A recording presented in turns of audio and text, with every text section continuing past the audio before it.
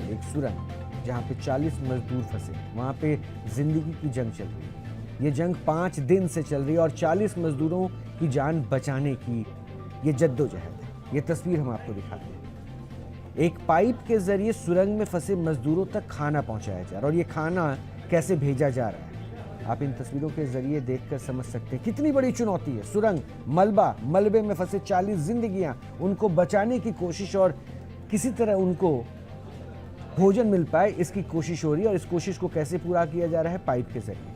Tunnel में पहले से लगी एक पतली पाइप में चने और मुरमुरे डाले जा रहे हैं और फिर एयर प्रेशर के जरिए उसे करीब 300 मीटर अंदर फंसे मजदूरों तक भेजा जा रहा है। इसी के सहारे ये मजदूर पिछले 5 दिनों से जिंदा हैं, चने और मुरमुरे। आखिर टनल में कैसे फंसे ये मजदूर और अत्याधुनिक टेक्नोलॉजी के बावजूद भी पिछले 5 दिनों से उन्हें निकाला क्यों नहीं जा सका?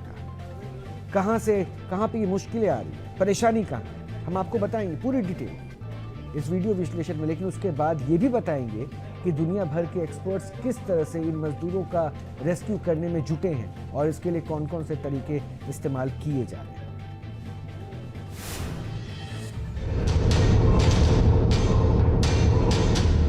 उत्तराखंड के उत्तरकाशी में 5वें दिन भी उस टनल से मलबा हटाने का काम जारी है जिस टनल में 40 मजदूरों की सांसें अटकी हुई हैं।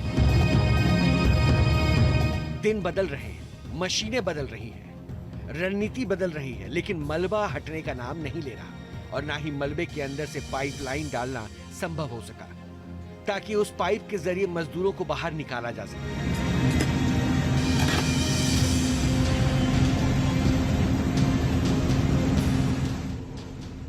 मौके पर सारी एजेंसियां मौजूद हैं। National highway and infrastructure development corporation limited यानी NHIDCL, NDRF, SDRF, ITBP, BRO और नेशनल हाईवे की 200 से ज्यादा लोगों की टीम 24 घंटे काम कर रही है। नॉर्वे, फिनलैंड और थाईलैंड समेत कई देशों के इंजीनियर भी मौके पर मौजूद हैं। लेकिन समय गुजरता जा रहा है और टनल के अंदर फंसे मजदूरों के परिजनों का सब्र का बांध भी टूटता जा रहा है।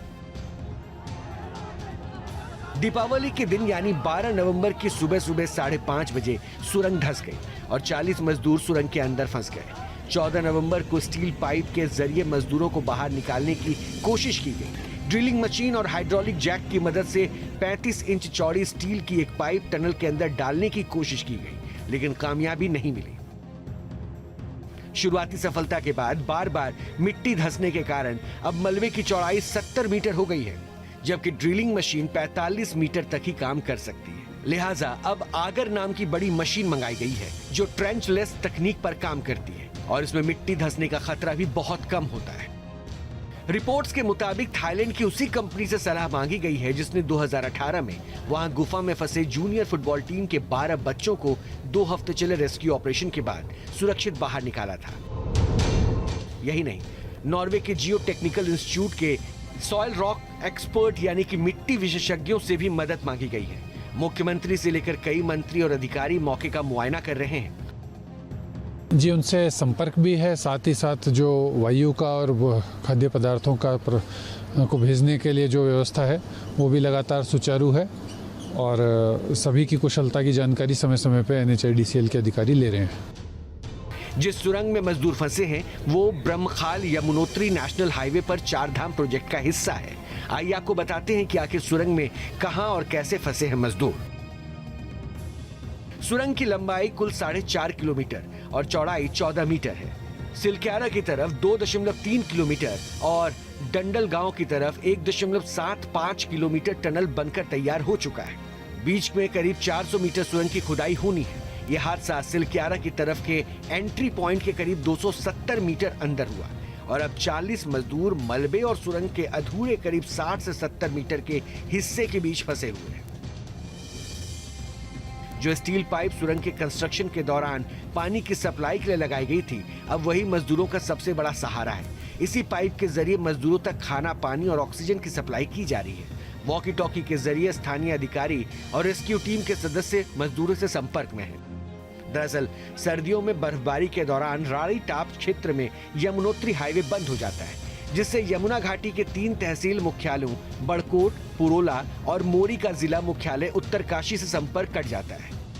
लेकिन 853.79 करोड़ रुपए की लागत से तैयार हो रहा ये टनल हर मौसम में खुला रहेगा, यानी बर्फबारी के दौरान भी इसमें से लोग आना जाना कर सकेंगे। इसके बनने के बाद उत्तरकाशी से यमुनोत्री धाम के बीच की दूरी 26 किलोमीटर तक कम हो जाएगी।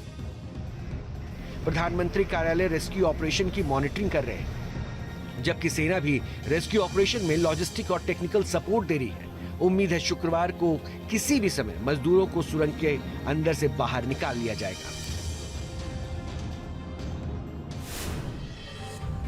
सुरंग से जुड़े अपडेट तो आपने जान लिए और किस तरह से ये सुरंग आने वाले वक्त में बहुत ही ज़्यादा सहूलियत देगा ये भी समझ रहे हैं, लेकिन एनिमेशन के जरिए अब समझाते हैं कि इन मजदूरों का रेस्क्यू कैसे किया जाएगा, उन्हें बाहर कैसे निकाला जाएगा और कैसे वो सुरक्षित सुरंग से बाहर आ सकेंगे। ये तस्वीर जो आपकी टीवी स्क्रीन पर है, सिलक्यारा और डंडाल गांव के बीच इस सुरंग की कुल लंबाई 4.5 किलोमीटर है, जिसे सिलक्यारा की तरफ से एंट्री गेट के करीब 270 मीटर अंदर 40 मजदूर फंसे हुए हैं। ये 40 मजदूर वहां पे फंसे हुए हैं। मजदूरों तक पहुंचने के लिए अगर मशीन का इस्तेमाल किया जा रहा है, इस अत्याधुनिक मशीन के अगले हिस्से में एक स्क्रू ब्लेड लगी हुई है, जो मशीन इस्तेमाल हो रहा है। स्क्रू ब्लेड लगी हुई है और ये ब्लेड घूमती हुई किसी भी सतह में सुराख कर सकती है। इसके बाद मलबे के अंदर से सुरंग में 1 मीटर से थोड़ी कम चौड़ी स्टील की पाइप भी डाली जाएगी। दरअसल अब तक जो तकनीक इस्तेमाल की जा रही थी वो पुरानी थी और उसमें बार बार मिट्टी नीचे धंस जा रही थी, लेकिन अब ट्रेंचलेस तकनीक पर काम करने वाली नई ऑगर मशीन का इस्तेमाल किया जा रहा है। इस तकनीक के कारण मलबा धंसता नहीं और एक नई पाइपलाइन मलबे के अंदर डाली जाती है।